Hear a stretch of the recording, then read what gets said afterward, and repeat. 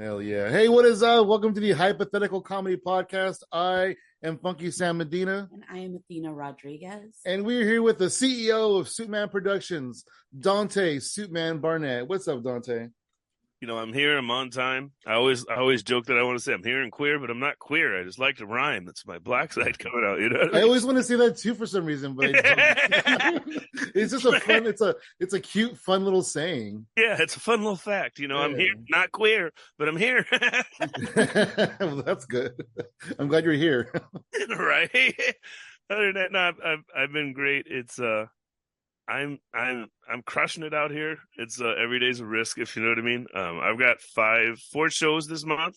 Wow. Are they Suitman shows or like are you performing? Yeah, I'm producing 4 shows this month, right? Oh, that's super cool. And so that's it's cool and nerve-wracking. Right? But it's also 3 of them are 2 of them I've been doing before, so I should break even, if not make a little money. The third one's paying me $250 to do a Christian show. Oh, a Christian show. That's interesting.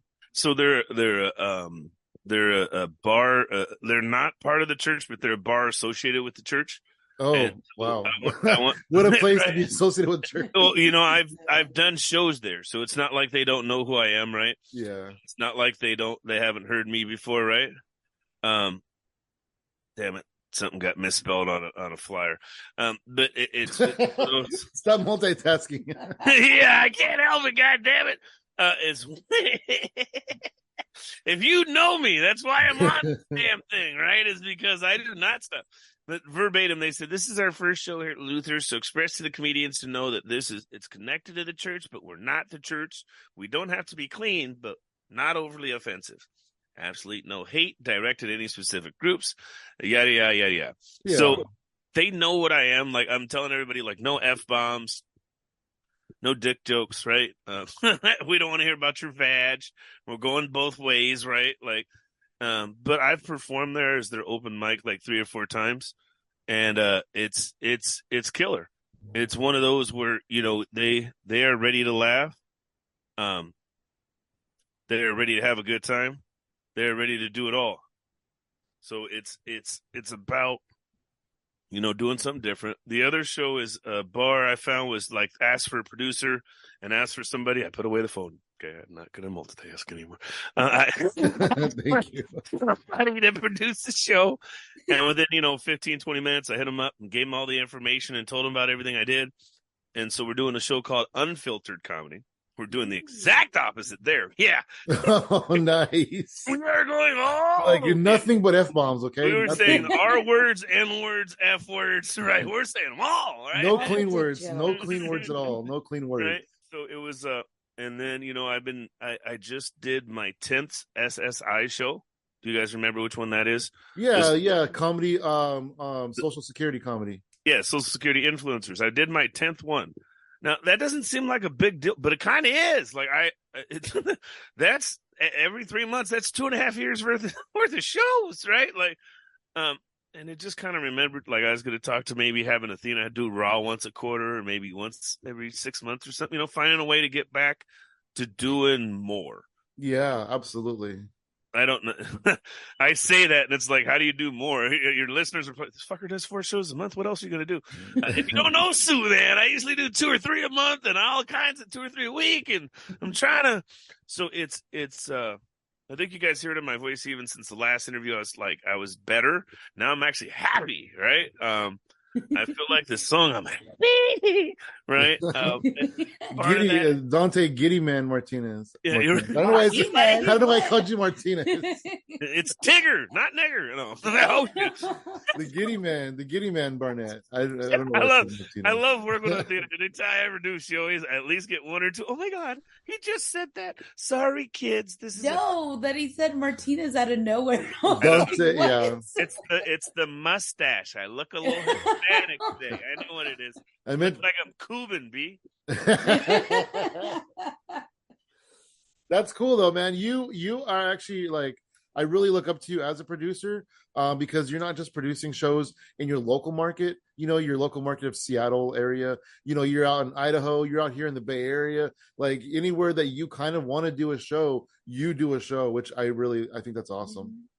I haven't been to the Idaho in a couple of years. You have, and that's probably a good thing I should talk about. I think one of the things we got to learn in comedy is like when we got on we talk about just even relationships in general. You're like, sometimes it's for a good time and sometimes it's for a long time.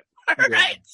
And exactly. when it came to Idaho, I think that was kind of it. Is we finally made some money and I kept it, and they were like, "Well, we didn't make a profit." Well, I don't care.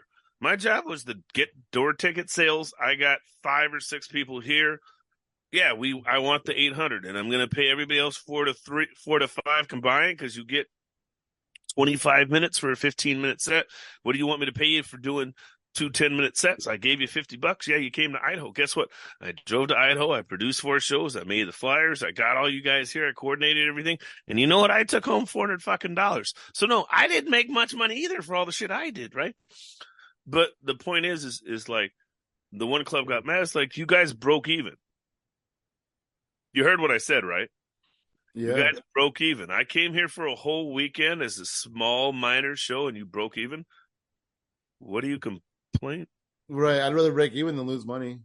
Right. Like we were finally getting the momentum, and now you're mad. I finally made money when I've been losing every time I came. Mm-hmm. I've been losing. I just been taking the loss.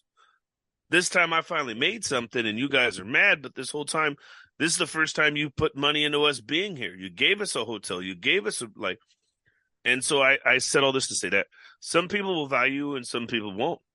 I can come back down to Dark Horse Lounge and do a show next weekend if I wanted to. Pretty sure you that's a know cool that. spot. Right? And next weekend we could be like, hey, I'm pretty sure if you guys wanted to throw a show, guess what? I'll throw my little name on there. I'll get you the space and we can get you a show at Dark Horse, right? But there's different types of relationships, right? Some are going to use you more than you use them. Some are going to love you more than you love them. And then some are going to be mutually beneficial. And in comedy, that's what I found is that you've got to find this balance. And not only do you have to find this balance, but you kind of got to date people to know how they are. And you got to do the same thing in comedy. You got to get on the road.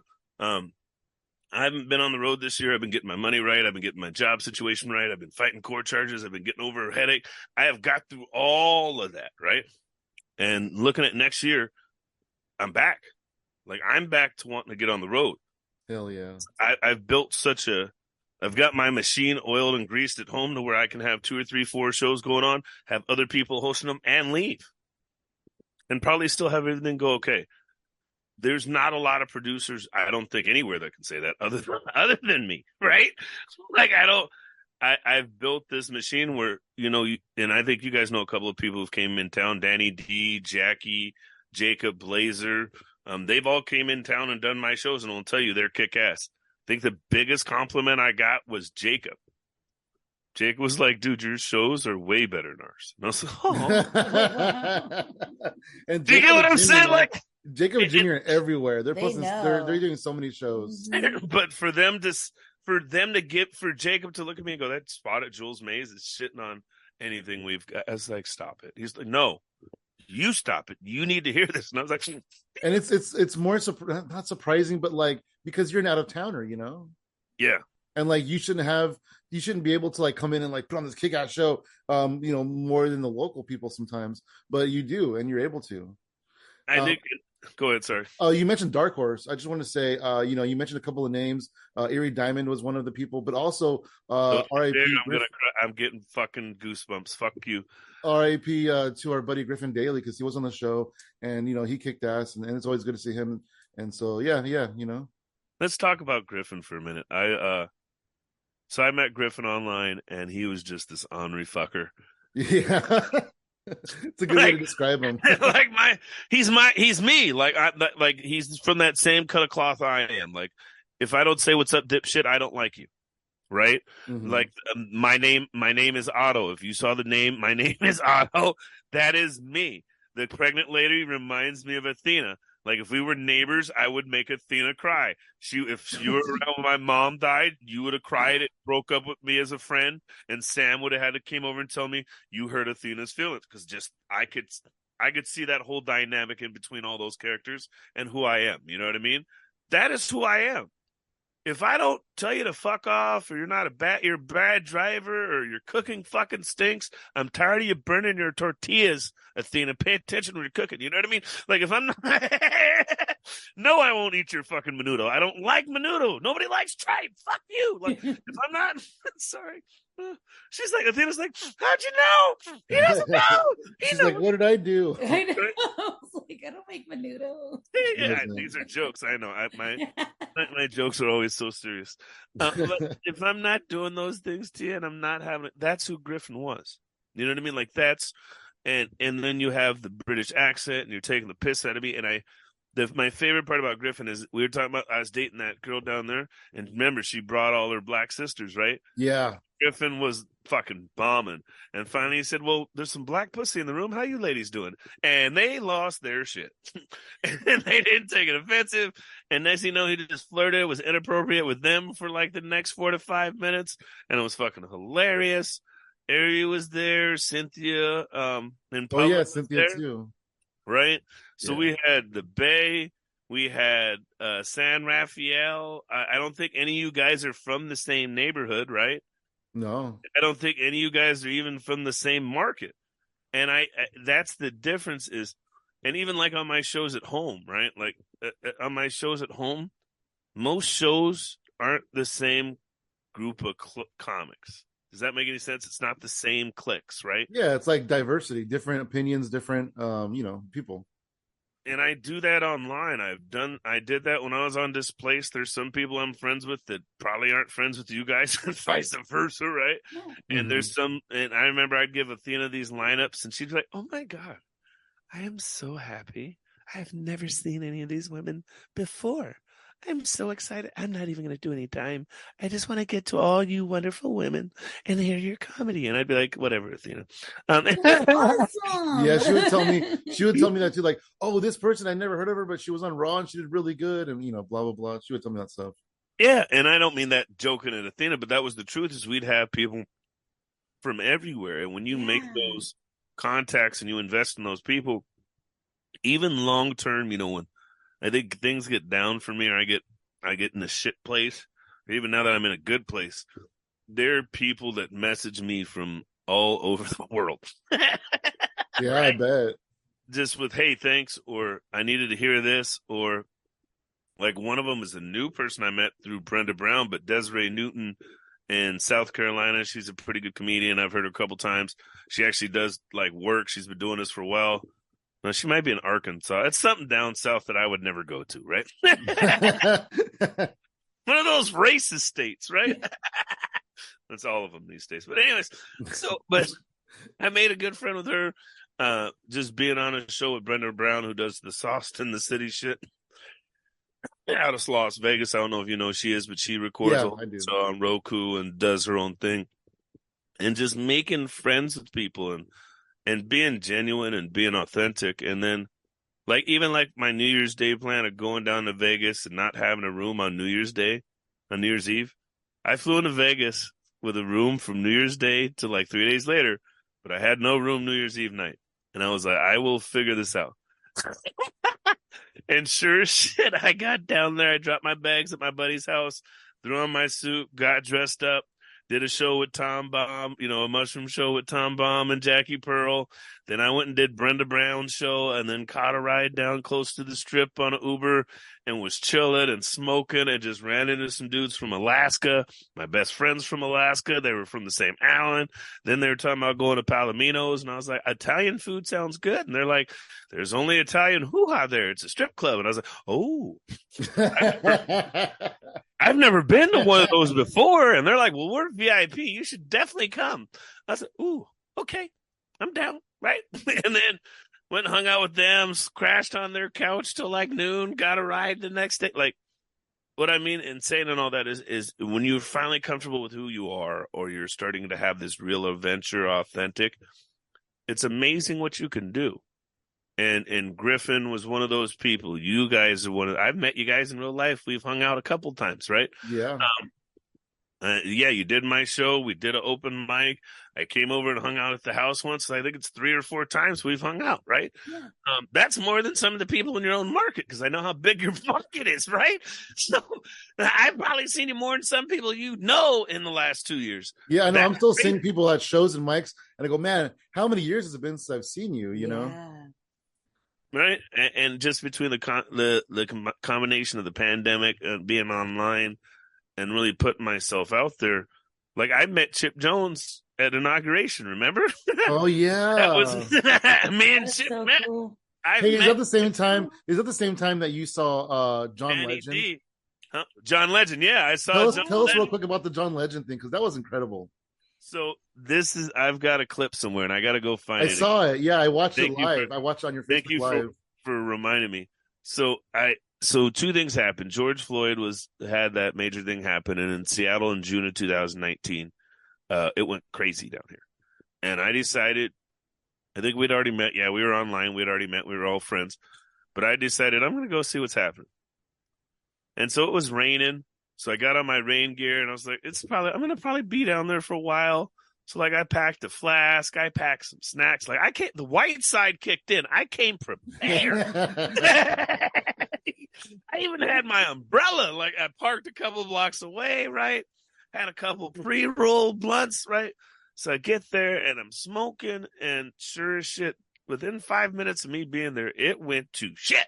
You guys remember? You don't remember? You've never seen? Check out my YouTube. It's on there. Like I'm down there, I'm smoking, I'm looking around. They lit the car on fire. Everybody's peaceful. Holy shit! That was on fire, but everybody was peaceful. And next thing you know, later, I almost get hit with the fucking tear gas. It blows up right next to me, and it's not sort of. It's oh god. Holy shit! I did not know that part. Right, and then I'm running down the hallway coughing. Like if I could actually I'll find it and get it going. I could even play it for the podcast because I was know this during like the George Floyd? Yeah, this is like and the Seattle riots when it like that day I recorded. Oh, this is in Seattle. Yeah. Okay. Because remember, Portland burned down, Seattle had shut down. That's when we did our little Chaz. Everybody heard about the chop, right? Where we had everybody that was shit, damn it. Yeah, my name's Duante, but that wasn't supposed to happen. I'm sorry. I went to that. My audio's through. I was trying to get to the thing so I could tell you all the stuff. But so that's when we had the chop. We had a whole like 2 square miles of Seattle get shut down, right? So it was just crazy. And so they shot the fucking tear gas off, and it explodes right next to me. Dang. Like I'm pulling up my videos now so I can see which one is which. But it literally explodes right next to me. And so I go to turn and run, and I'm like, I'm not running. And so I turn around, and now they start coming towards us like a fucking army. And I'm at the cross intersection. I was like, fuck it. So I go down the alley. I get down the alley. I'm fucking choking, coughing. I can't breathe.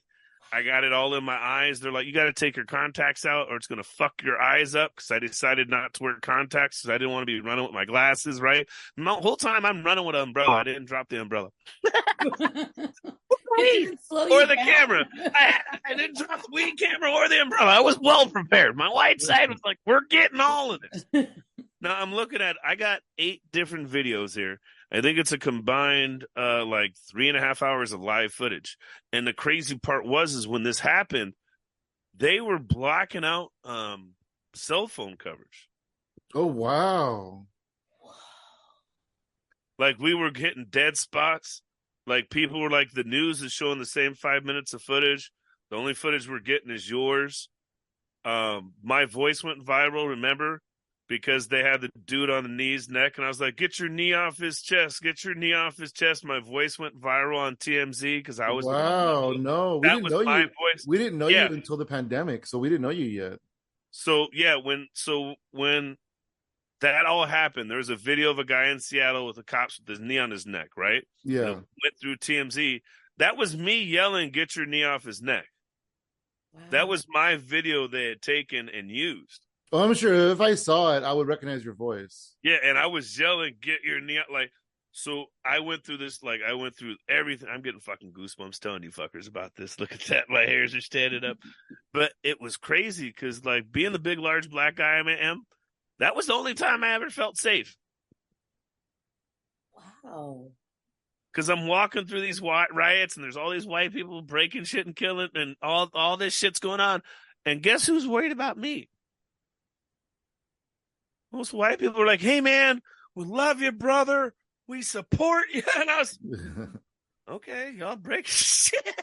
Y'all keep breaking into shit. All right. You know what I mean? Like, I don't know why that's supporting me, but you know what I mean? Like, I never, and like, there's one point where I'm walking around. You guys got to watch these videos. There's crazy. So I'm coming around the corner and I see a whole fucking line of cops coming. I'm like, oh, fuck. And I turn and like 70 bike cops ride by it. And one of them gives me a wave. So are you waving at me like everything's okay? Like, it's okay, Negro. We're not here for you. We're going to go get the boy. I'd never. So anyway, so long story short, after going through all that, and then the January 6th happened, my home group of people were like, we don't want you to go to DC. I got crowdfunded to go to DC. Oh, I didn't know you got crowdfunded for that. That's awesome. So my one buddy started off was like, well, I'll give you at least 300. That'll get you there. So my flight was like 260. And then my room was another like 190 because I stayed in Baltimore and just walked across the bridge. And so I crowdfunded, like everybody gave me like $800. And so I flew down there and watched the inauguration. So I fly down there. I get up at like 5. I walk down because I'm cheap and I want the experience, right? That was hell. So they had the regular they didn't have all the avenues open because of everything that had happened. And it was like a fucking war zone down there. So not all, like the Lincoln Bridge was closed. Well, I had walked down to go across the Lincoln Bridge. And so then they turned me back. So then I had to walk back and and I'm walking. Oh yeah. And you had to like probably go this around way to get there now. Yeah, there's no right. And it's cold. Yeah, and you're not used to the East Coast. I mean, it's cold, but it wasn't that cold because I came prepared, but it's like 40 degrees. So I'm warm, That's cold. but the minute you stop walking, then you're sweaty and you get cold, right? And then you walk and then you get warm and then you get cold and then you get warm.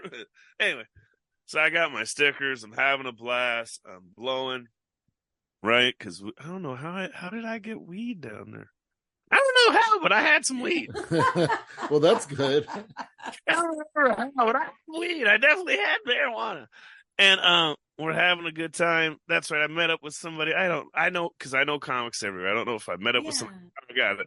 But I remember I'm blowing and sure shit. I'm security. You're security. You know how this works. And you see the guy come out with a couple guys come out with their headpiece and start setting up cones. Hey, what's going on over here? So it's like something's fucking going on. They just set up like 6 cones. There's 10 security guards. And sure as shit, John Legend and his wife walked out. And we're sitting there, and I was like, John Legend, why don't you say Suitman Productions? He's like, what? I was like, yeah, why don't you check out Suitman Productions? He was like, Suitman? I was like, no, Suitman, like suit and tie. He was like, all right, I got you. Like, he gave me that little wink, like he knew, oh, Suitman. Okay. Yeah. And I got it all recorded. And I remember Sam was watching live, and Sam was like, no fucking way. Yeah. I was just in the video comments like, that was fucking John Legend.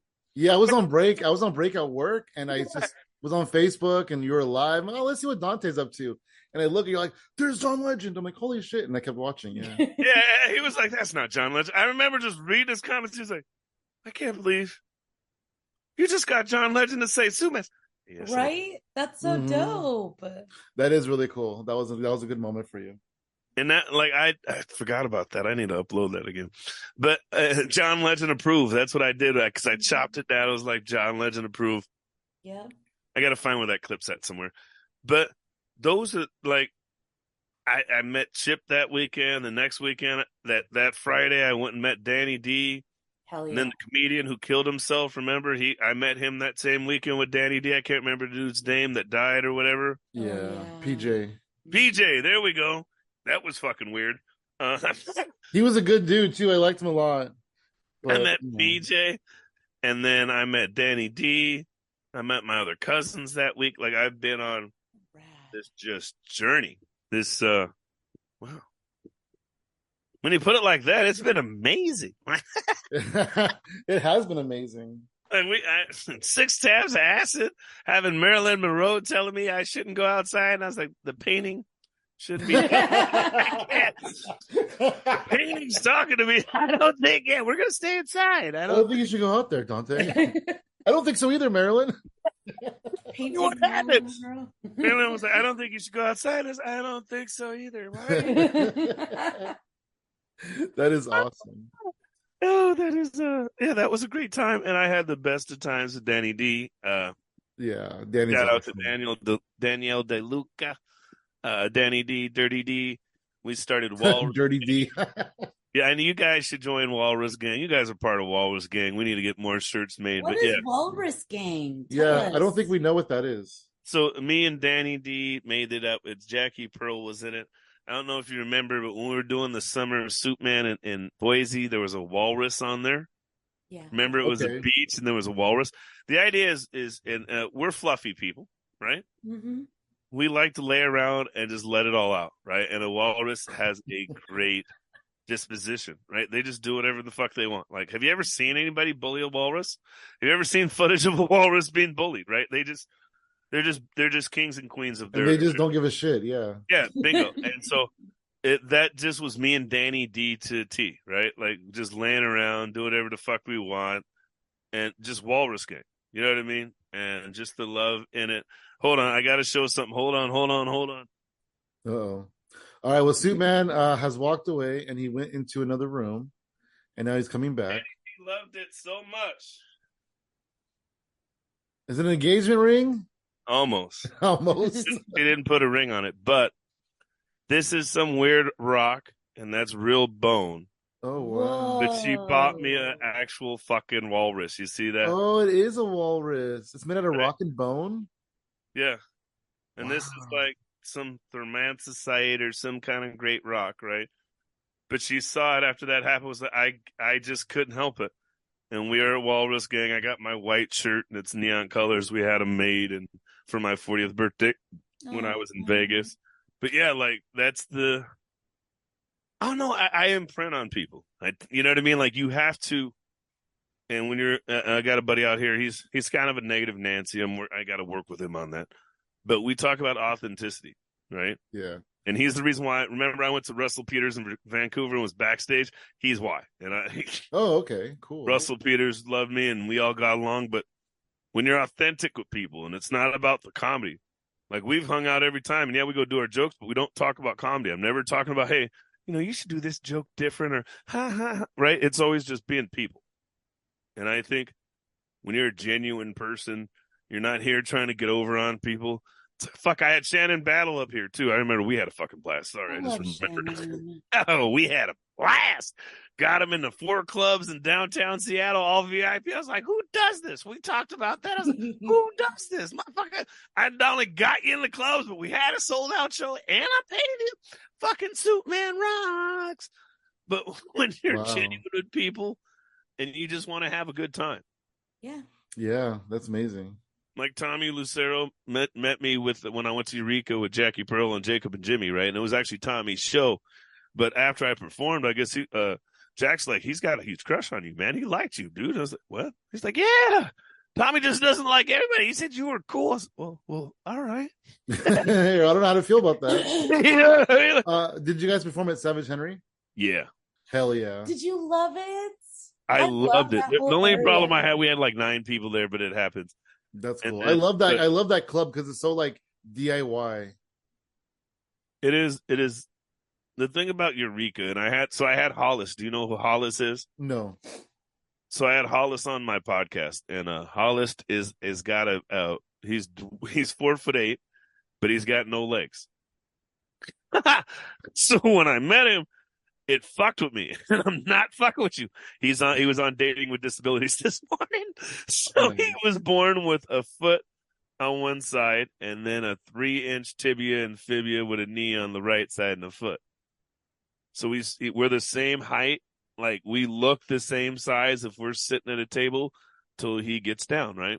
And so I met him in Savage Henry, and I was telling him it was fucking with me because I couldn't.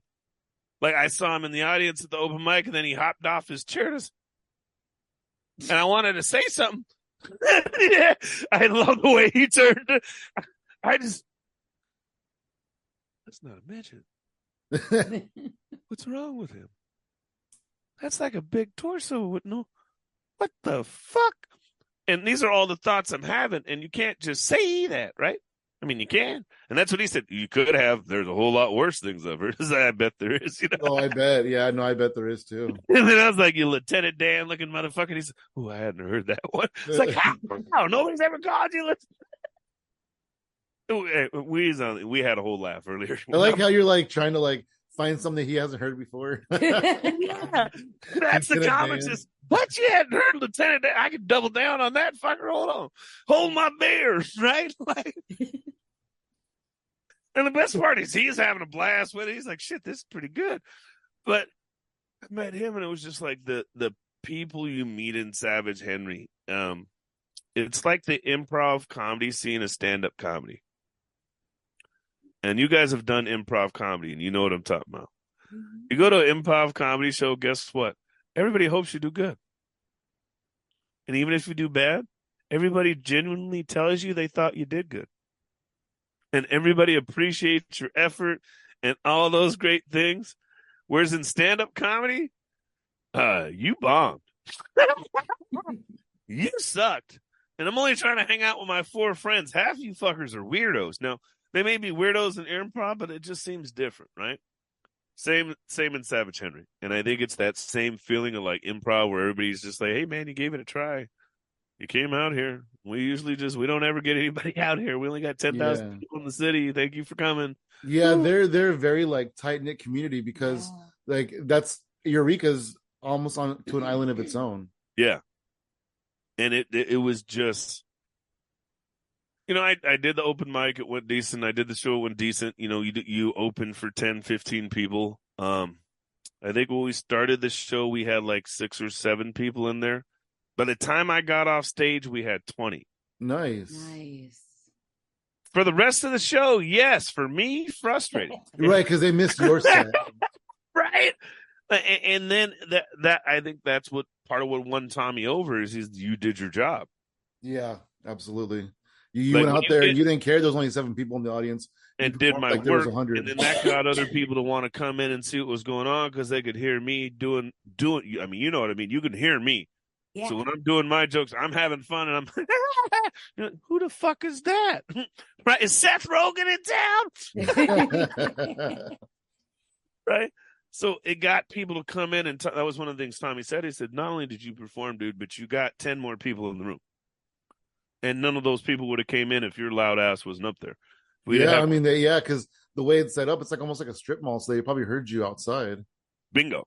And then when they peek in to see you, they're like, "Oh dang, who is this?" And then I was in my all white suit with my pink tie and my remember the all white? Oh,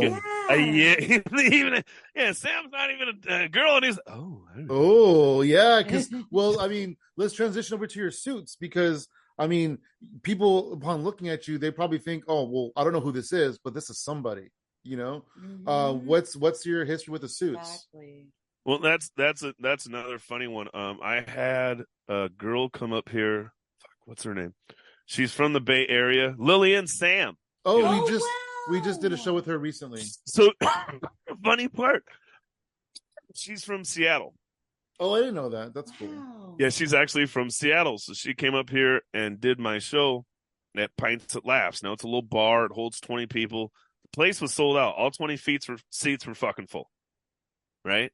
So there's nowhere for the comedians to hang out because, you know, it's one of those small breweries that doesn't even have a bathroom. They just serve beer and use Amazon fresh bathroom. Right? Outside. Yeah, exactly. Right? It's black-owned business. They're trying. They're doing what they can, right? Yeah. But so she does the show. We're all talking afterwards. And I was like, yeah. And I was like, have you ever heard of Suitman Production? She's like, oh, I heard of Suitman. I was like, I'm Suitman. She was like, you're Suitman? She's like, oh, I've heard a ton of shit about you. I didn't know you were Suitman. Wow. Right? Because all you guys know who I am. Right, yeah. It was funny.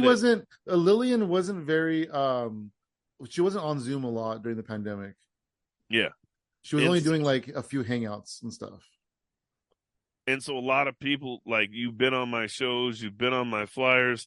A lot of you guys, I've worked in so many markets with you guys that now there's people who actually know what Suitman is without knowing who I am. That's crazy. And so to have a comic come up from the Bay Area, get on my show as a guest spot, not pay attention to where, the logo that's on there and my name being on there, right? And then when we're talking and I'm because I was literally having a conversation about how you can be nobody in your own market or deal with shit in your own market, but be somebody on the road.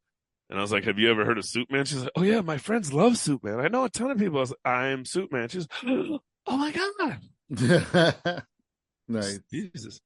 But I started the Suitman thing. I guess when I was a kid, I was poor. I told this the first time, but I used to go to church at First Presbyterian Church, and there was another family called the Barnetts there.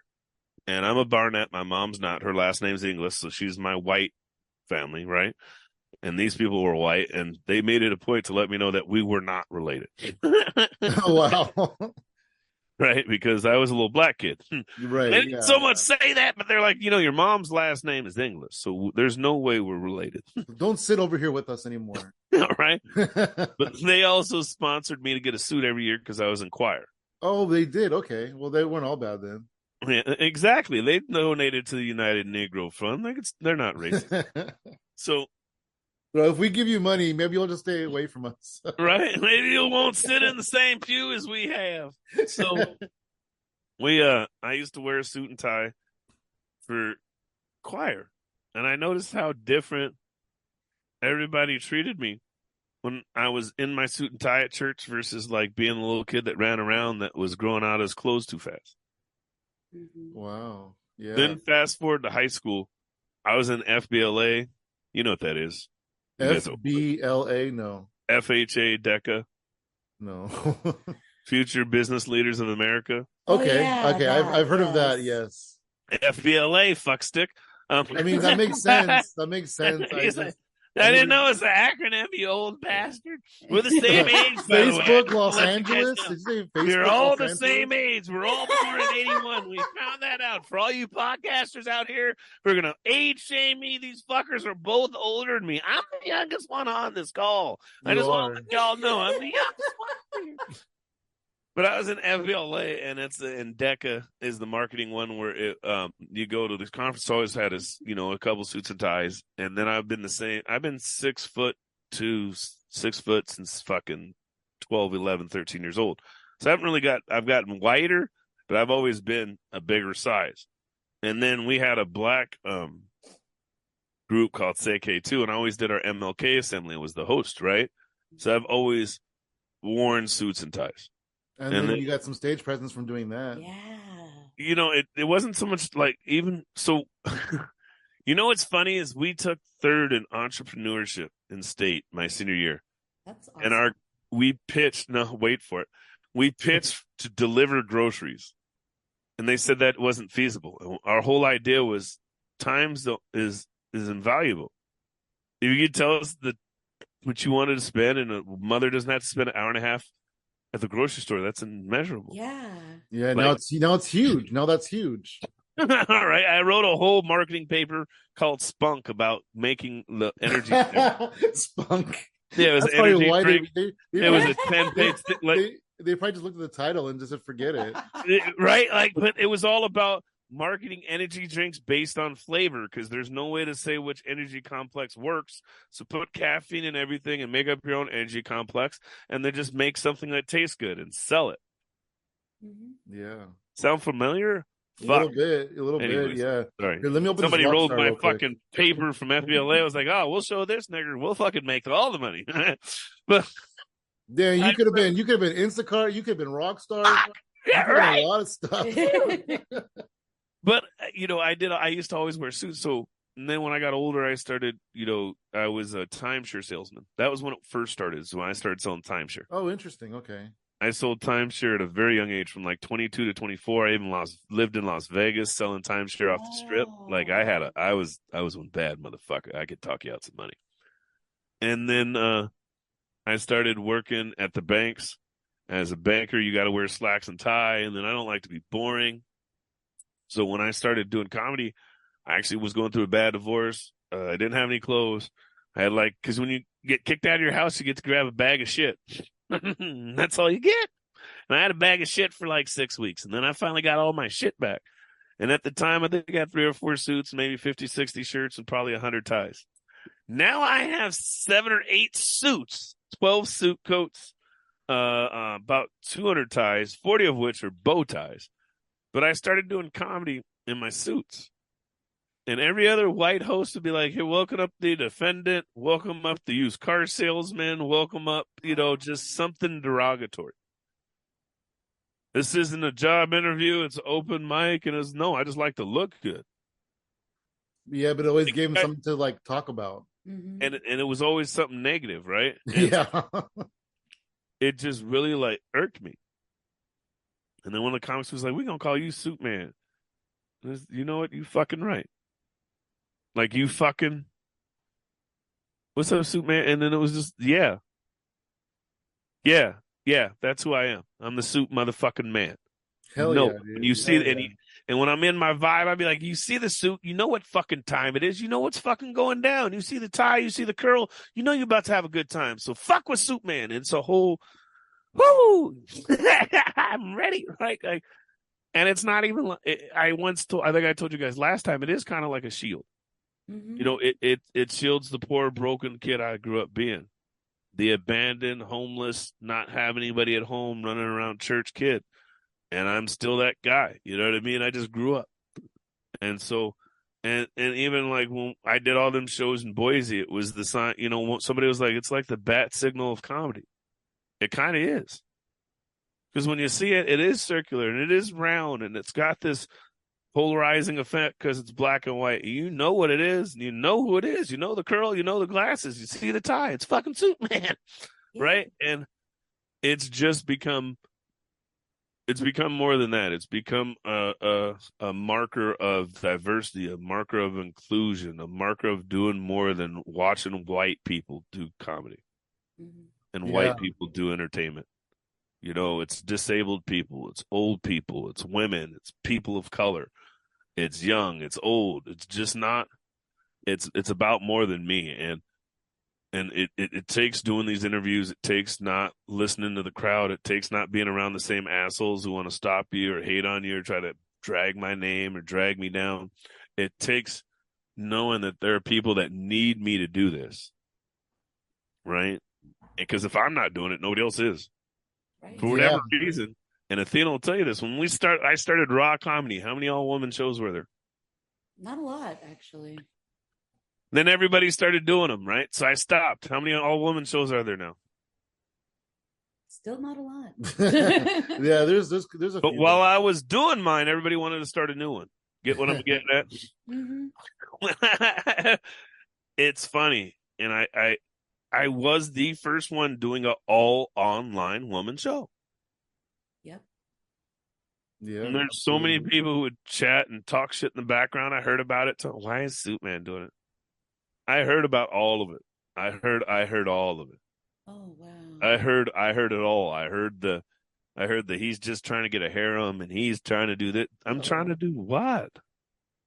Right. You're trying to showcase people who aren't normally showcased. And then let's talk about that. How did you start producing shows? Yeah. So my first show ever, no crying, Athena. I'll try. Was called Make Duante Dad Again. Oh. It was like a sex show or what? Oh my God. Ew, honey. Oh my goodness. Ew, honey. I'm going to divorce you for that. That was She won't cry now. Now she won't cry. Cry. I guarantee that she wouldn't cry. Watch it all. Watch it. Wow. Open your eyes. No, so when I was trying to get a lawyer. Honestly, I was scrambling for money. I'd barely moved. I didn't know what was going on. I was hoping like I could raise enough for a lawyer. I think I raised like $400 or $500. I ended up using it to like pay bills and take my daughter to school at the time because I didn't have, you know what I mean? Yeah. But I thought I was going to make a huge amount of money and get, you know how it is when you first produce a show, you're like, I'm going to get 100 people to come and everybody's going to give me a ton of money and I'm going to make all this money. I'm going to go get a lawyer. And it didn't happen. Oh, But what did happen is 35 people said they wanted to do my show. And I scheduled everybody a 7-minute set with a 7-minute block with a 5-minute set. So when they showed up, I'd be like, hey, you're on at 11:12. Like, well, it's 11 o'clock. What time am I on? I said, well, the list at 11:12, you're on in 12 minutes. And they're like, what? I was like, yeah. Next guy go up, and then they'd be on. And by the time I got done with the show, guess how many people went up on time? All of them. Fuck yeah, dude. And everybody was like, you should produce shows. And I was like, really? And they were like, yeah. And I was only 3 months in, but it just made sense. Like you've seen my spreadsheets, right? Like I had all my spreadsheets. Don't say the S word. You know how I am with my spreadsheets. Yes. Anyways, so I remember I showed you. You're like, that's overwhelming. It's just because it's just all. It looks like it's all over the place, but in a neat way. I can't even describe it. There's everything. I mean, you can see my board in the bag. Right? Like, it's empty, but you can tell he's organized, right? But it was one of those where I was just like, okay, I can do this. And then I went and did the Northwest Black Comedy Festival, and I got to give a shout out to them, even though I don't fuck with them no more. Shit happens. Give shout out to Hijinks, DJ Wild Child in Portland, Oregon. Next year, I think it'll be the 6th or 7th Northwest Black Comedy Festival. I was at the 3rd, 4th, and 5th. I got awards on the 4th for best podcast. I got best host on the 5th. Okay. And when I went there, my first time going there, I grabbed my friend Quentin Jones, who's a black comedian. We started at the same time. I grabbed this white kid, Quinn Fitzgerald. He was a couple months newer than us, but around the same time. I said, hey, man, we're going to go to the Black Comedy Festival. We told the white kid we'd try to get him on. Nice. Again, this is before I started producing, right? And understanding how this works. So we get there, and the black guy's like, no, this Black Comedy Festival, what part of that do you not get? I said, my bad. I just figured I'm mixed. You know what? Whatever. Sorry, my bad. Right? So we go up. My buddy Quentin gets 10 minutes. I get 5 minutes. I crush it. Yeah. We go to another place. It's a mic downtown in Portland at a little Asian restaurant, right? We eat some food, come back. Quentin gets another 10-minute set. I'm fucking pissed. Yeah. Right? I go to the producer, go, hey, man, can I get I'll take 5, whatever. I just need to get on the stage again. He's, oh, shit, I'll give you 5. Quentin goes up. He's blah. Now, why is this huge? Because on the way down, right, and you guys know this philosophy in me, I'm pretty sure because you've seen me perform. I don't have a ton of material. I mean, I've got my half hour, 45 minutes now, but I'm not the type that does a ton of different material. I'm the guy that does the same thing every fucking time. And so on the way down, Quentin was bragging about how he had, 25 minutes of material. I was like, yeah, but I got a better 10. Right? And he was like, but I can do 25. I said, yeah, but what's your 10, nigga? Like, if they said, what's your best 5 minutes? Do you know what you're going to do? No, you don't. So you don't have shit, right? And then the white dude is all, I feel uncomfortable. Yeah, the white guy's like, I'm not. He's in the back like, hey, he's, don't let you guys argue this out. I'm not. You just said nigga twice. I don't know if I should. Am I agreeing with this nigga or that nigga? I'm not agreeing with any nigga. No, you guys aren't nigga. You know what? I'm just going to be quiet. So we go down there. I do the first set. I rocked it. I told you we get done. So we do the second show. I do the second set. Now, mind you, I'm sitting in the crowd. All these older comedians are running their mouth. They talking all this shit. They're like, I bet you'll probably do the same set. There's so many people up here doing the same set, this, that, and the other. So I went up there and did a different 5 minutes. Oh, wow. And you know what was even better? I came off and the producer was like, nigga, I didn't know you were funny. I'd have gave you more time. I was like, oh, no, that was perfect. I didn't have any more. I didn't want to tell him that. The reality, I made her cry. I got her. But the reality of it was, right, is that I knew my stride. And I think you guys have seen me around enough, and even online, whether it's online or in person, that if I'm in front of a new crowd, I'm gonna be hard. I'm hard to follow. We'll just put it that way. I am hard to follow. Even at the open mic with Melanie. Remember when I was freestyling it that night and killing it and making you guys laugh? And it was like, ooh, I don't want to follow him. I'm like, yeah, I'm going to bring the energy. I'm going to be loud. Everybody in the crowd, everybody at the bar's now listening. Everybody at the bar is going to stop talking. Everybody, whatever. And then now when you go up, either you got to keep their attention, or now it's going to get loud because they're talking and you've done lost it in the show. Yeah. And so I had such a great time that when I came back, I was like, we got to do an all-black show in Seattle. And I looked at all the new comedians. I was like, we're going to do all-black show in Seattle, and we're going to do it at one of the real comedy clubs. And they're all like, yeah, sure. You know how your friends be when you're new? They're like, yeah, that sounds great. Yeah. Like, yeah, you're going to get a black show at Cobb's this weekend. All right. You know what I mean? Like, yeah, go to Punchline with that shit. Go ahead. And you're like, hey, what do you mean, you guys? And they're like, you'll see. So, sure as shit. I went everywhere. Everybody's mostly like, no. Laughs, luckily, gave me a day. And at first, I was all pumped. And then I found out that the Thursday before a 3-day weekend isn't good. oh, wow. Yeah, they gave me the Thursday before Memorial Day weekend. Wow. Guess how big the check was they had to cut me? Not very big. $1,100. Oh, it was good. Okay, nice. We damn near sold out. Hell yeah, Wow. dude. The funny part was that same friend Quentin, when I told him how well I did, do you know what this asshole told me? How come you didn't put me on? No, he was on the show. He was just mad he only got $50, right? You did 8 minutes. You got $50. What are you complaining for? Yeah, but, I mean, that's 8 minutes of work for $50. Yeah. He told me Hannibal Buress and Ellen got paid more than I did. And I was like, nigga, did you just that is some hater ass shit. Damn. Like for you to play your first game and somebody like, Jordan had 69 once. Nigga, are you comparing me to Jordan? And that's literally what my buddy said to me. And then the funny part was, the reason why I never produced shows there again is I went up to the owner and I was like, hey, I want to do an all-woman lineup. This is before I called it WAP. I was calling it Momedy. I was doing all mom. That's cute. Right. I think you guys you've been on Momedy, or my Mother's Day Momedy. I call it Mother's Day's Momedy. I just donate it instead of make it, you know what I mean? So I still do it, but that was my first one. And then I was trying to do the mix show, and I wanted to do Dark Brew, and I talked about Def Jam, and the owner's wife was just like, are women really that funny? I mean, we'll do your black show again, but I don't really see like a whole show of women working. We'll do your black show again as long as they're not women. It's just all women, nobody's gonna come to a show full of like all women.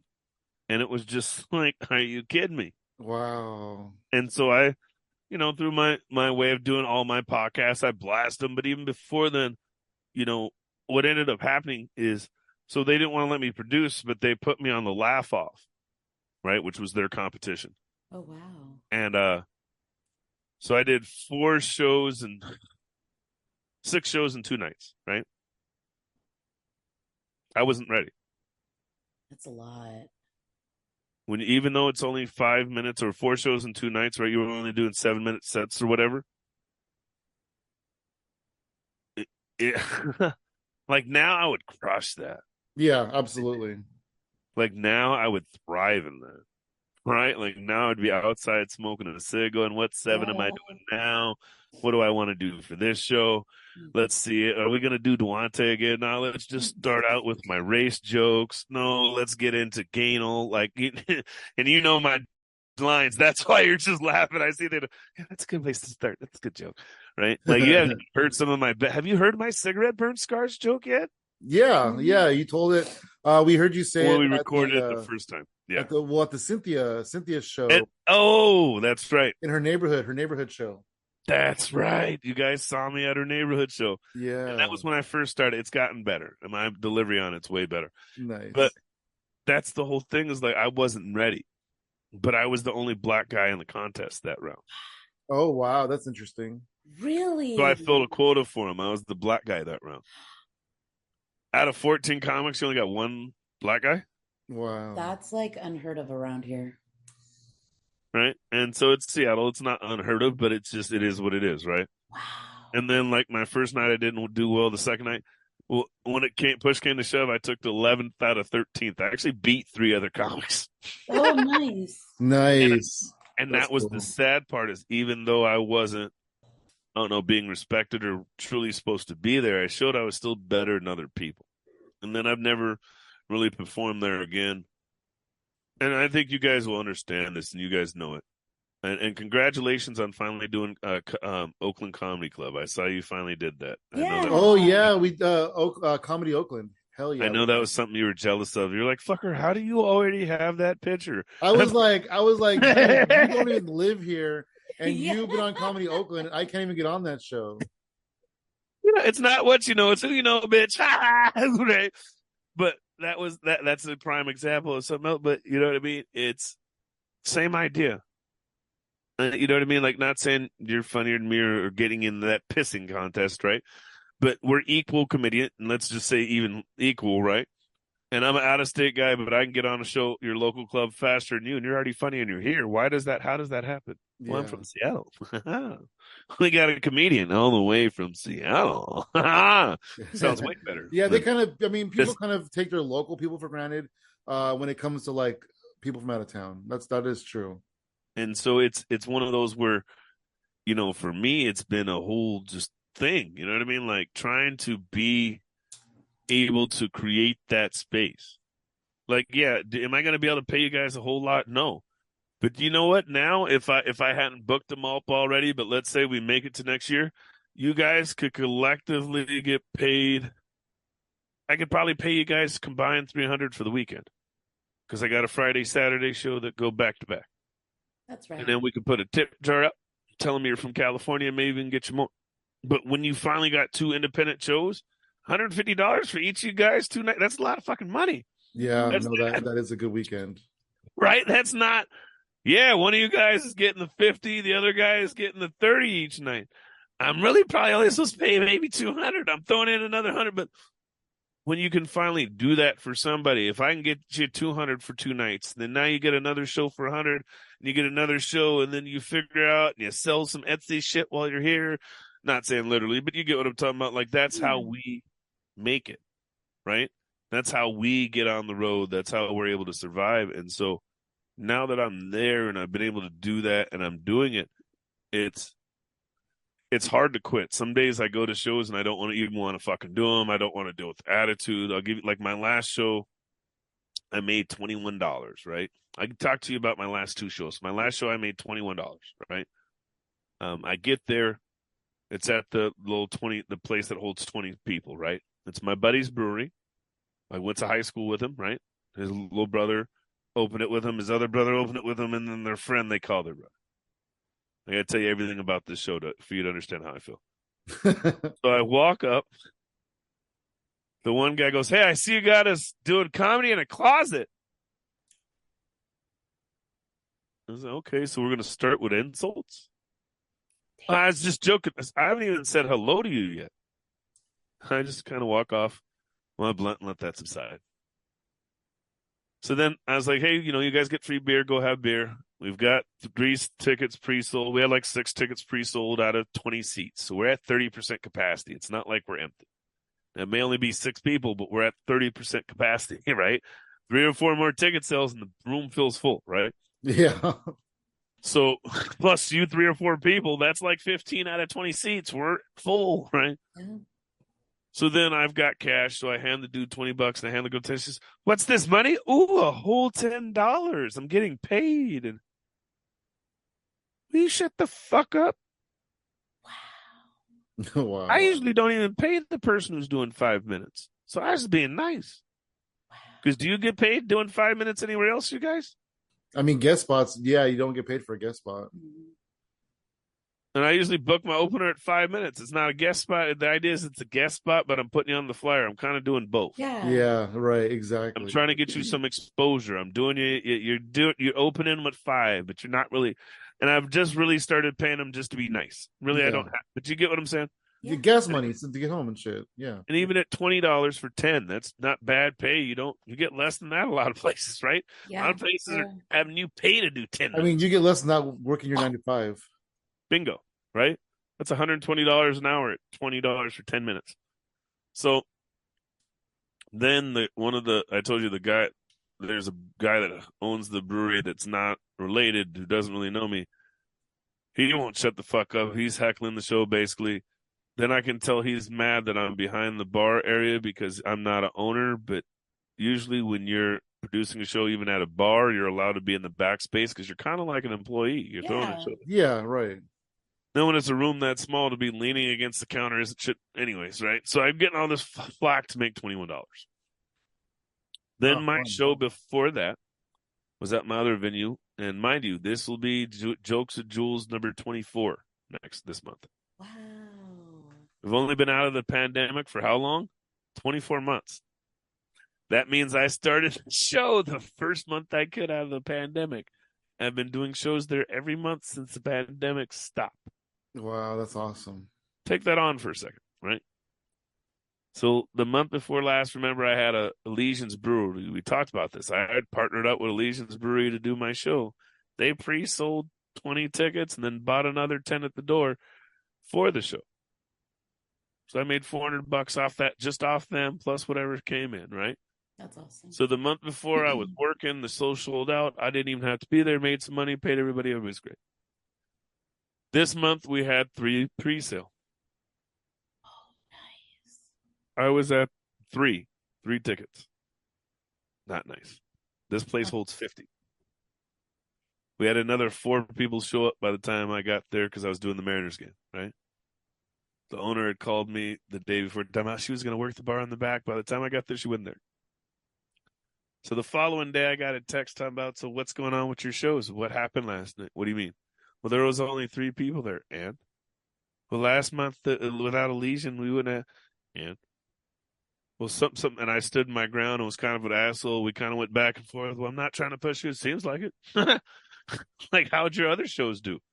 Well, yeah, you're right. All my shows have sucked. Well, if all the shows have sucked, why are you just messaging about mine? Wow. Long story short, I think we're at 8 pre-sale already for Friday. Right? And then when I sent my email Thursday or text saying I was going to post, I was like, we got 3 pre-sold. I'm going to hang posters. She's like, you know what? I'm doing more on my end. I'm sorry. I talked to Malia. I'm going to. And it was like, no. Shit. Well, I said all this to say this is that sometimes you get lost in all that idea of making profit and having money and doing numbers and forget the fact that if I didn't throw these shows, who would? Yeah. And like that show you were talking about, I think in Idaho, where the last one you did was Break Even, and they decided to cut it off. And it's like you were on the verge of making money because you were going up that ladder, and you're at the part where you're breaking even, and the next step is a little bit of money. Mm-hmm. Right. The next step is you guys are making money. The next step is you guys, maybe you say, hey, we're going to keep 200, or we negotiate that we're paying some of the money we're going to get. But for you to take it now, you don't take it now. You let us get a win. You let me get a win. I've been here 4 times. You finally let me get a win. Yeah. So people get hung up in the money aspect, a lot of it, like you said.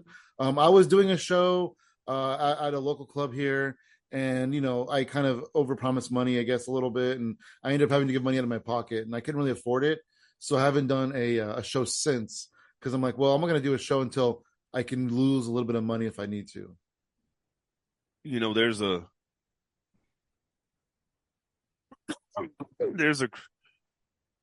There was 2 ways I avoided that early. All my shows early were at Columbia City Theater, and I had a max of 120. And what I did is I guaranteed new comedians 3%, and my more veteran comedians 6% of the door after cost, right? And so what it did is it made everything performance based. Right. Yes. And it made it a whole lot easier. Now, it's not easy to do that with what you guys are doing, right? And like I said, I had 100-person venues. Now, at 30 people, you get 30 people in a 40-person room, you fucking sold out. Everybody's happy. You get 30 people in a 100-person room, we're barely breaking even. And everybody's getting paid, right?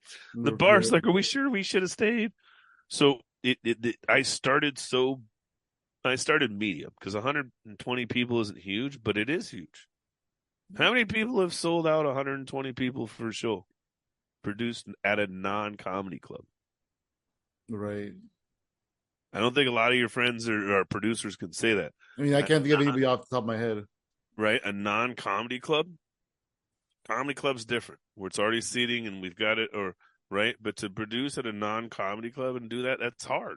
And that's what I started with. And so I started real high and had a whole bunch of success. And then I've been having to do all this little bullshit for no money. Right? Yeah. Which sucks, but it's kind of given me the grease to the wheels.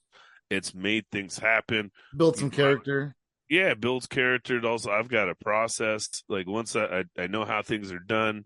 Same with my artist, or not my artist, but my artist, I guess you could say, my designer. She knows where everything's supposed to be. There's a uniformity to my flyers. Like when you look at my flyers, all the information's there. Where to get tickets, the age group, is there food, right? Like how many flyers do you see now? And you're like, ooh, that's cool. What city is that in? Yeah, so many times where I'm like, oh, this is a cool show, but where is it? What's the address? Yeah. Or what's the ticket link? It's a QR what's the code. Time? How much does it cost? Mm-hmm. Yep. Where do I find the tickets? Yeah. Do I get tickets at the door? How do I? Who? You would? Oh, it's $60 to go. No wonder reason why you didn't put your price of the ticket on the fucking. But then also there's the risk of putting too much information on the flyer, so you have to kind of keep it this beautiful middle ground. Mm-hmm. I think mine do a pretty good job of that. I think yours do. Yeah. Yeah. Right, like you get the name, you get a picture, the name of the event, where it's at on the bottom, a ticket link, my logo somewhere, and a picture of me, and I'm usually the smallest picture on there because I'm the host. And it's easy to read. Mm-hmm. And it's right, straightforward. Left to right, top to bottom. But those are all things that like you learn. And the best part is like you guys know, and I know Athena knows this. Even though I have my designer, I'd say about 10% of my flyers are mine, and people don't even know they're mine. Like my new cleanish flyer, that's one I did. That's great. I bet you didn't know, right? And it's a pretty decent looking flyer. Now, what you notice on mine, they're not going to wow you artistically. They're very neat and organized. Now, when you get all the colors, that's when you go, oh, he used as a designer, right? But it's just, that's what it is. And so through these shit shows and the big shows, I've found a way to work, you know what I mean? And like with you, I'd say, so I finally did an open mic. Ooh, I did let me see, what is it? I think I had 24 of them scheduled. So that's 6 months, right? Out of the 6 months, let me see how many of them we actually did. I think we did 19 of them. So over a 6-month period, I hosted a weekly mic. I think 15 out of those 24 times because I had somebody who rotates every 4 weeks. That was hell. Like hosting an open mic will give you a new appreciation. Yeah, so I scheduled. Yeah, that's for sure. I scheduled 29 of them weekly, right? And then we missed 10 of them. So I did 19 out of 24 because the last 5 we were closed for. It's not like I didn't do them. We were just closed, right? But 19 weeks, 15 open mics. The thing I talked to a buddy about is, I don't know, you guys will probably agree with this, and I'll say this very comfortably. I don't know if there's a better host than me. I mean, I think we're all the hosts in the world, but no, do you get what I mean? Like, I'm not saying like all the hosts, but like pound for pound, I don't think there's a better host out there. I'm very welcoming. My material really isn't too offensive or too dark or too red. You know what I mean? Mm-hmm. I got a good limit. I'm a good character. I've got a good look to me. I'm always dressed well. I'm appeasable. I'm soft on the eyes, right? Do you know why? I've hosted 250, 300, more than that, probably like 500 shows. That's crazy, yeah. Right? Between open mics, hosting, online, like I've probably, I'm a little over 5 years in, I could probably comfortably say I've probably hosted around 300 shows. Yeah, I can see that. I mean, you produce a lot of shows. Yeah. I mean, you're hosting other shows too and stuff like that. So I can see that. been, hosting game shows, podcasts. I mean, I've got Hell 60 yeah, dude. podcasts, right, of my own. So I've hosted 60 podcasts. I hosted, I think, 30 or 40 of my own shows online. So that gets me close to just 100 there, right? And Mhm. then if we averaged, 3 shows a month that I'm hosting a year, that's 40. Yeah, we're about 250 shows. Like there's things that cannot be taught without going through that, right? And it's this journey. I don't know. It's been magical, and I've it's I don't my brag was I think I'm one of the best hosts, right? Yeah, no, I would absolutely say you're a solid host. That it's not that I'm the funniest guy around. It's not that you know what I mean. It's that I feel like that is like, okay, so let's just like strip away the thought that it's like ego based. But when you believe that you are the best host around or the best host, that does something to you chemically. I think it alters you chemically and it makes you actually perform as that. oh definitely because I get on the stage and I'm just like we're here for a party, Yeah. Yeah, that's the and I best way talked to to look at somebody it. about that. Is like remember when we did our show together? I didn't do a lot of hosting. Mhm. I didn't do a lot of time. I just let you guys go up and got out the way because I knew each and every one of you guys were funny, right? And then you've seen me do online shows where not everybody's funny, right? You've seen, right? That's a weird balance, right? And then knowing when you can tag on people's stuff and when you can pick on people versus when you can't. Yeah, You right. know what I mean? Like you could tell that I could talk shit about Athena all day and it'll be okay because we have a relationship as friends. So Mhm. there'll be no facial issue. Now, if I don't really know Athena and you talk shit about Athena and she puts that mad look on, oh, the whole crowd's gonna know. I didn't know that I had a mad look. Yeah, it's I your didn't know my normal face does that. it's your normal face. It's just your normal blank face when you're not smiling, basically. I know. Isn't that sad? I'm like, that's Is just that my you just thinking don't smile. You face. just look at people and you're like, how fucking dare you? And you don't you just go blank. Sorry. Sam's like, he knows. Yeah. No. He's not The burnt flinching. toward Yeah. right? But You get me in trouble, Dante. No. tú cállate, tú sabes. Yo sé. But those are the things like you get better at, and then it's a different skill.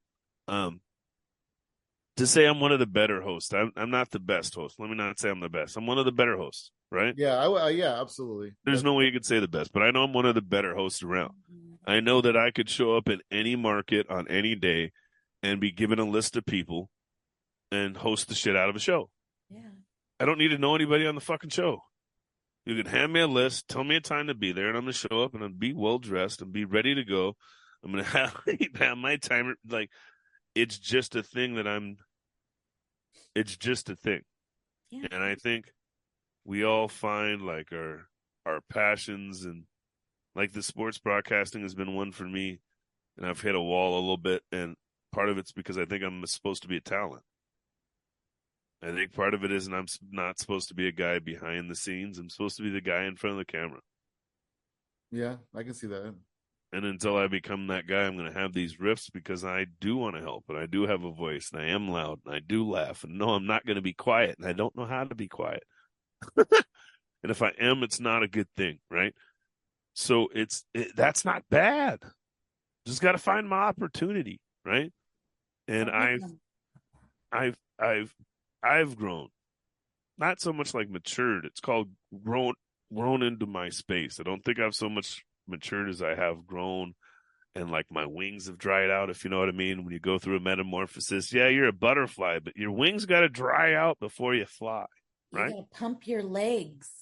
Right? You got to pump your wings a couple times, get the blood going, Yeah. totally get them flapping, right? Right? She's like, yeah, I'm going to cry again. Sounds so inspirational, but it's true. And so I think in comedy, we all want to fly and we all want to be Kevin Hart, but I wouldn't mind being Steve Harvey and hosting Family Feud. Oh my gosh, that would be incredible. I would love to do something like that. You get what I'm saying? Like, Yeah. does anybody like? I ran into the guys who run the wiffle ball league, and I'm trying to let them let me announce wiffle ball. Oh, okay. Imagine me Okay. announcing wiffle ball. What the fuck? Oh, that's a strike. That dropped in out of fucking nowhere. It's a How was he start, though. supposed to swing at that? What the It's fuck? definitely a start. You have to start somewhere. Right?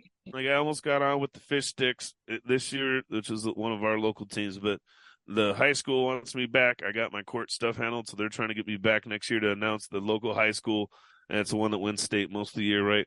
Like there's so much traction to be had. And I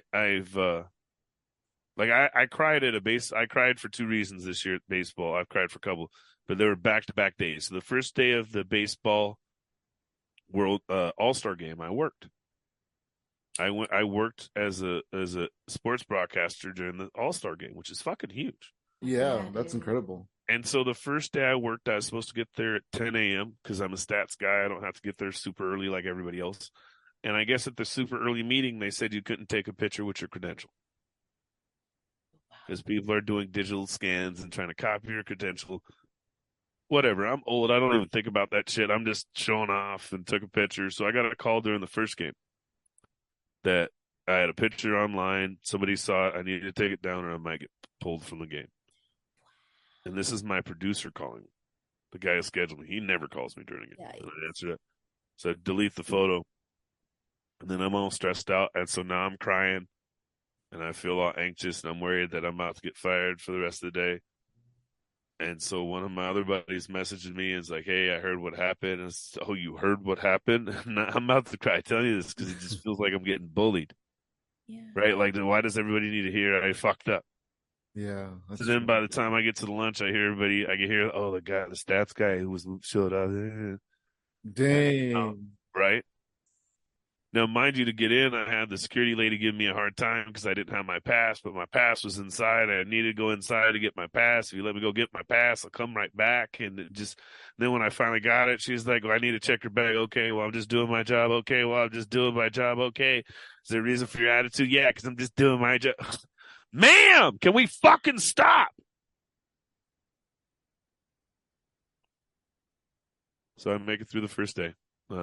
I come back the second day, and I remember I got to work with Ken Griffey Jr. and Harold Reynolds. I was all excited. I didn't get to work in the same booth with Ken Griffey, because he was on the field, but it was me, Dave Sims, Harold Reynolds, C. Sabathia, and Clinton Yates, the black ESPN, and we're all in the booth, and I'm crying because it's all black people. Wow, that's cool. We're covering baseball, and we got an all black broadcast booth. And another one of the black guys came up and he took a picture. And like, you guys don't fucking see that. Yeah. You don't even see that for fucking football, right? Right. And that's our game. You don't see that for basketball, right? And that's our game. And to be sitting there and my uncle, I'm crying. I got to meet my uncle like 7 or 8 years ago with my aunt. And my uncle was a pitcher in the minor leagues when Jackie Robinson was breaking through. And so I get to meet him, and we're having breakfast in Indianapolis, Indiana. And we're in, what is it called?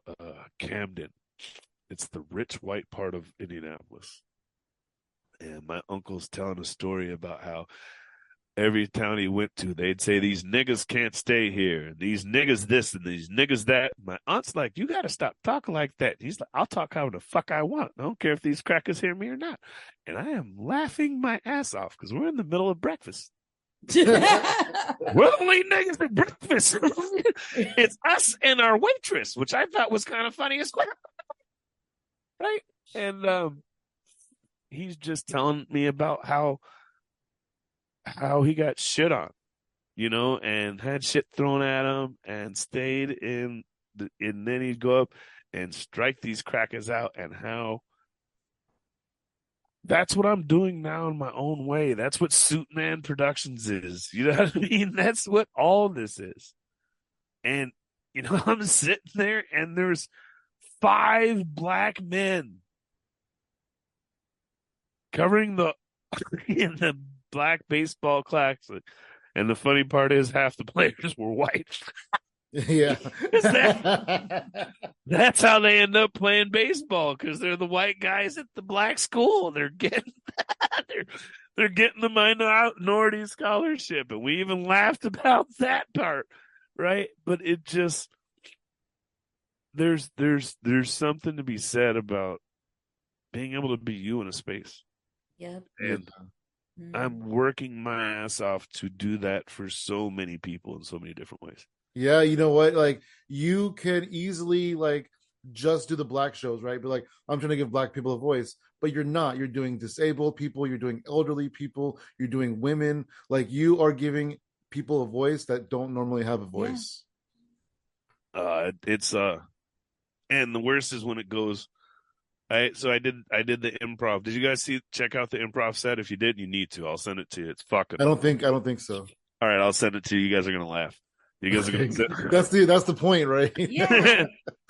It's improv. You'd be surprised. Sorry. Sorry. Right about that. Right, but fuck, what was I saying? Shit, I lost it. About the improv set. No, before that, I was saying diversity. Oh yeah. So I was at the improv thing, and there's this local producer who started producing shows. She's a man-hating lesbian. Whoa. Okay. Like, not kind of, not sort of. And then on top of it, she's kind of I think she got in trouble for like hitting her last partner, and which is like, hold on, you can't be a feminist and then be abusing women, right? So that doesn't. I mean, I guess you can. But in this case, she started doing her shows. Now, she did an all-woman lineup. Guess what she called it? What? Men Aren't Funny. Yeah. Okay. And then she would staple her posters over my posters in some places. Wow. And then on top of it, her poster's not as big as my poster. So then, basically you're putting this little like 3x5 over my 8-11x17. Wow. So you can still see the rest of my poster, and you're like, men aren't funny. Come to my show instead of going to Suitman's, basically, right?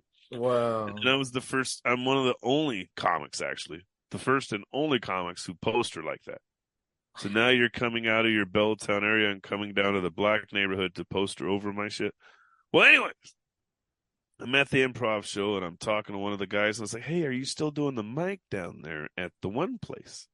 He's like, yeah, I'm not hosting, but it's on Thursdays. Oh, I'm not going there if you're not there. I don't want to be about part of that place. I don't think they'll like me there. He goes, oh, no, that's the Tuesday show. Oh. He's like, yeah, I saw that she was it was kind of weird to hear how she wanted to be about diversity, but then she hates on you, and all you do is diversity. And I was like, oh, the white guy gets it. If the white guy oh, shit. Like, that's when when I know why people give me those kind of compliments, that's when I'm like, I'm doing something right. Yeah. So it's a fight. It's charity work. Yeah, but you're doing good, man. You're doing good. Speaking of diversity, we should wrap up because we've been going a long time. But before we go, tell us a bit more like about the Suitman Productions and your podcast and what you're doing and where to find it all. Well, we are Suitman Productions. Just Google Suitman, like suit and tie, Suitman Productions. You'll find our YouTube. You'll find our website. Our podcasts are Autistic Artists and Dating with Disabilities. Dating with Disabilities focuses on people dating with disabilities. And we talked about the person we talked to today for an hour is a virgin. So there's stuff to talk about even if you haven't had sex or you're not successful, right? We found an hour worth of shit to talk about. And that was the whole idea, is part of dating is not dating. Because I'm pretty sure if Sam said he was dating right now, you'd be like, he is not dating with disabilities. He is married with disabilities. Totally different thing, right? And you're in a relationship with disabilities. You're not dating where you live together, you prick, right? No. So it's analyzing and looking at some of those things, and like, to talk to a guy and he'd tell you, like, I got a foot that goes into a nub, right? Like, I got a nub that I use with a prosthetic. Like, to talk about that. I think the biggest thing we talked about today was I was like, man, I was pretty popular, and somebody thought I was popular. He's like, you know what? I finally figured that out too. I was like, yeah, dude, whether you're disabled or not, I'm pretty sure all the girls found you somewhat safe. And we're like, hi, Hollis, and wanted to give you a hug. And all the other dudes were like, fuck this guy. Like, and he was thinking back, he's like, you kind of got a point, right? And he's like, do you know how many women that have been like, I've never been with a little guy and all this stuff? Like, he's never taken advantage of it, of course, right? Because he's the virgin and that's what his choice is. But to even just talk about that, that's an option. Like, to have that conversation, to talk about those things. You don't talk about those things. We laughed about how, I was like, dude, I was uncomfortable to talk to you for 20 minutes because I didn't know how to figure out how fucked up you were. I needed to know. I needed an answer. So I was just kind of waiting for us to talk about it. And then we did. And then I was like, okay, we're cool. But until I found out what was wrong with you, I couldn't really talk to you, fucker, because that's all that was on my mind. Fuck. And he said, I get it, right? And just to even have those conversations. And then we found out he's autistic. So I'm going to start doing autistic artists again. And I think that's a huge one I have to do, because the dating with disabilities ones, yeah, it's cool. It's fun. But the autistic artist ones, I think, is the biggest one, because there's always a frustration. Like, the first part of the podcast, everybody's kind of angry. And then the second part of the podcast, we talk about the diagnosis. And the third part of the podcast is usually happy. Now, that transition goes faster than others, right? But there's and I'll give you me for an example. Most people don't believe I'm autistic until they hang out with me, right? And then a lot of people are like, well, you've never been diagnosed. I go, well, did you know I went to portable classes for 4 out of 5 of my elementary school years?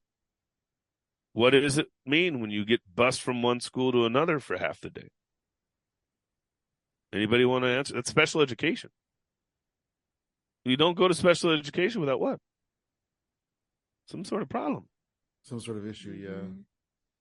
Now, whether you want to say that's behavioral, which is the misnomer of most people of color who had autism, is that they were given a behavioral diagnosis in the 80s and 90s, or you want to just say it was all behavioral, it wasn't. It was the fact that I was smart enough to be in school, but not socially adept enough to be in class.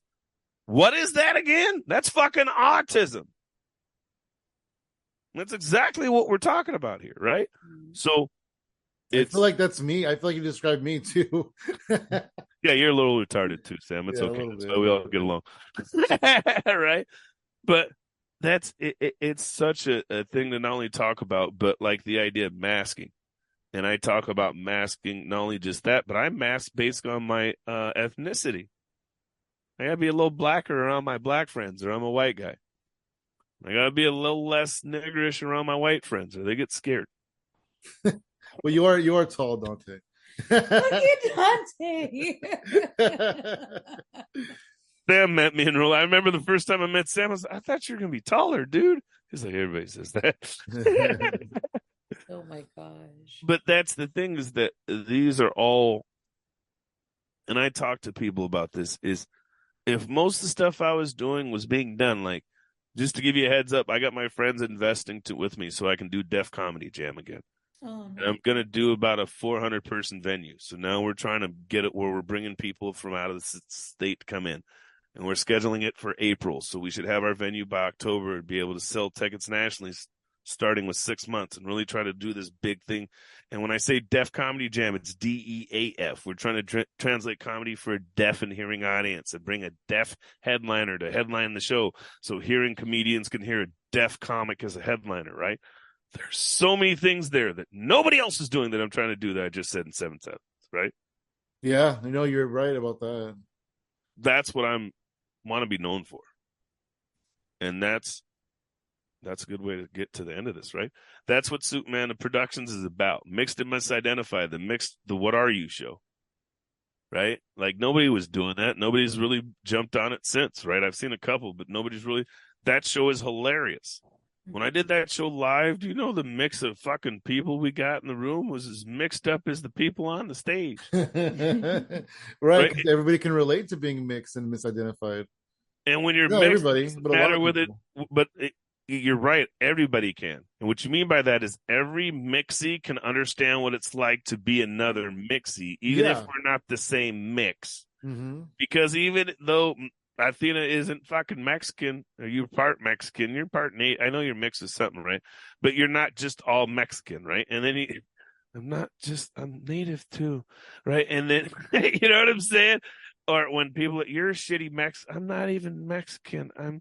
I'm Navajo, bitch. You know what I'm saying? Like when people are like, what are you, Samoan? Or like when we talked about had the white girl who's like, she's Russian and Jewish. And oh, so you're white. Right? Like, and then even the white people get it because they're like, I'm not Russian, I'm Ukrainian. You're fucking white to us. Like, yeah, I know exactly. Or the Asian looking Tajikistani people, and you're like, what are you, Japanese? And they're speaking Russian. You're like, whoa, hold on. Where are you from again? These are all things, and that's what I go towards. You know, I'm trying to start. I tried to get a sketch comedy group thing going. It didn't start working so well, but I wanted to get that going. I'm just trying to do everything. Hell yeah. Yeah, that's awesome. Thank you for having me, guys. This is always fun. Thank you for taking the time to talk to us. It was super fun to talk to you as well. I know we always start talking. Next thing you know, it's an hour and a half, 2 hours. You're like, oh fuck, we got to be done. We got to trim this shit down. It means I need to come down and hang out with you guys. I think that's what it means. I need to come. I think we do need to hang out again soon. Be before we go though, do you want to plug your social media? Yeah. Suitman Productions. That's going to be the main page. If you're looking for me on the Instagram, go to Suitman 206. That's our area code out here is 206 in Seattle. And then if you want to go to the old TikTok, I'm the Black Seth Rogen. Is that your name on there, Black Seth? Yeah, because I've been on 43 Cut videos. Most of you guys have seen me. Yeah. You've seen me in a suit and tie. You've seen me on Snapchat. You've seen me on TikTok with The Cut. So everybody on The Cut started saying I was the Black Seth Rogen. So my TikTok handle is the Black Seth Rogen. Nice. I love it. You can find me across the board at Funky Sam Medina. And I am at She Shines For You, all spelled out, no numbers. And everything else is at Hypothetical Comedy. Awesome, Duante. Thank you so much. Thank you.